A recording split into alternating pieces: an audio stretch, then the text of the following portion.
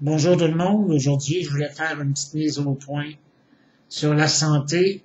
Récemment, j'ai été hospitalisé pour une troisième infection respiratoire. Ça a été un beau petit cadeau de Pâques empoisonné, on va dire. Bref, ça a été difficile. J'ai beaucoup de sécrétions qui sont encore présentes dans les poumons. On travaille fort tous les matins, tous les soirs, toutes les nuits presque, pour essayer de sortir le plus possible, toujours sous antibiotiques. Aujourd'hui, je me sens fatigué, je me sens plus faible, j'ai le souffle-court. Faudrait pas que Georges Saint-Pierre me demande de se battre aujourd'hui parce que je pense qu'il y aurait vraiment une chance de gagner. À part de ça, bref, le maintien à domicile, c'était compliqué parce que on peut pas avoir l'aide qu'on veut quand on a besoin. On a un budget à respecter. Moi, c'est une quarantaine d'heures par semaine qu'il faut que je respecte. Si ça dépasse ça, eux font rien. Ils n'ont pas de budget extra, ils n'ont pas de budget d'appoint. Donc, c'est l'hôpital automatique. Mais entre vous et moi, à l'hôpital, ils n'ont pas le temps de s'occuper des gars comme moi. Je l'ai encore vécu la semaine dernière. Ils étaient très heureux que j'apporte mes petits anges avec moi à l'hôpital pour m'aider au lever, au repas, à l'hygiène. Bref, ça a été pénible, mais mon personnel a été à la hauteur. Je voudrais les remercier. Vicky, Barbara, Monique, Victoria, Carole, Ayette, Amélie, Patricia, tous des gens qui sont venus m'aider avant et pendant que j'étais à l'hôpital et après. Ça a été une épreuve, mais bon, on passe toujours au travers, c'est juste que là, le souffle se fait court. Je voulais vous remercier aussi pour les dons, ceux qui ont donné des dons, ceux qui ont participé. J'ai récupéré tout l'argent que j'avais dû engendrer à cause de l'heure supplémentaire. J'ai même pu remettre l'argent dans le compte de Jaco, le fonds d'entretien pour les réparations après la garantie d'un an et demi. En passant, Jaco, ça a fait un an le 14 avril. Un gros merci encore à ceux qui ont participé à cette belle aventure. Mike Ward, Jeff Fillion, Stéphane Dupont, le donateur anonyme. Tous les donateurs qui ont participé sur Twitter, sur Facebook. Jaco a été une très belle expérience. Puis encore aujourd'hui, ça me sert beaucoup. Entre autres pour boire, tantôt je me suis essuyé le nez. C'est des petites choses du quotidien. Rapprocher les choses qui sont trop loin. Ramasser quelque chose que je peux échapper par terre.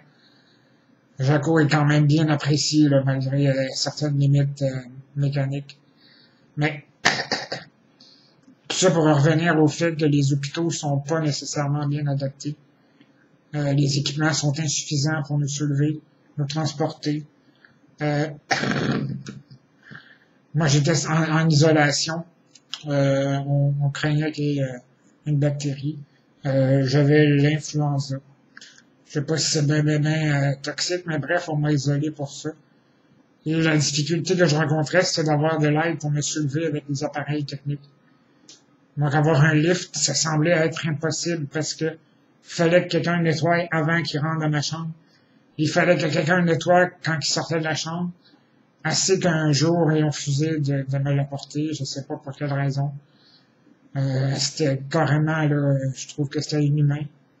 Bref, j'étais à la hauteur de ce que je m'attendais. Décevant.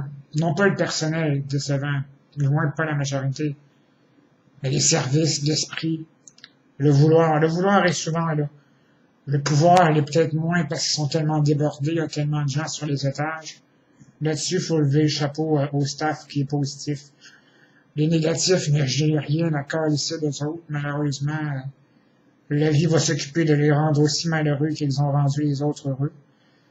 Mais, bref, ça a été quelque chose que je souhaite à personne.